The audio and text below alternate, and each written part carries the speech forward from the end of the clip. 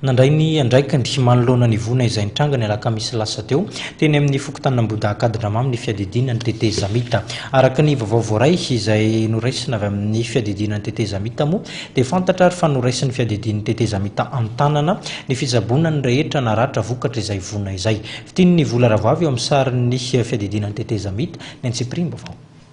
Raisin'ny fiadinan'ny tetezamita Antanana ny fijabona ireo rehetra naratra vokatry ny vona izay nitranga teny amin'ny tsenan'ny Ambohidahy Akadidramamy araka ny fampitam-baovao avy eny amin'ny fiadinan'ny tetezamita izay. Tsy nitazam-potsiny ihany koa fa dia nisy ny fijerena sy ny fitsidiana ireo fianakaviany manamanjo sy naratra tamin'izany vona izany. Natao Andramatoa Ratsivaraka Michel izay nisolo tena ny filohan'ny tetezamita omaly. Mijery tany amin'ny hôpitaly Jarobika ary mijery an'ireo olona marary rehetrarehetra mijery tany amin'ny morgue.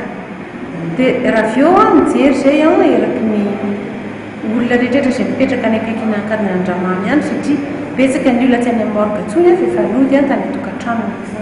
Ka nijerena tsirairay ireo olona tany an-tokantrano izay amin'izao fotoana izao dia ao anatin'ny fahoriana mangidy tokoa. Dia raha avy eo vita ny tany amin'ny hôpitaly Jarobika dia nidina izay nijery taty amin'ny hôpitaly Sierra.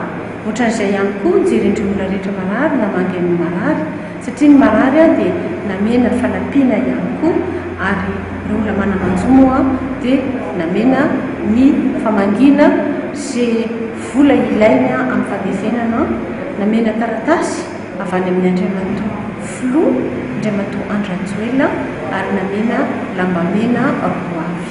Araka izany dia mbola ampolony ireo naratra tamin'iny vonina iny ary mbola manaraka fitsaboana eny anivon'ny hôpitaly Sierra sy Omi amin'izao fotoana izao ka ny lany rehetra amin'izay ny fitsaboana izany dia ny fiadinan'ny tetezamita no mandray an-tanana azy.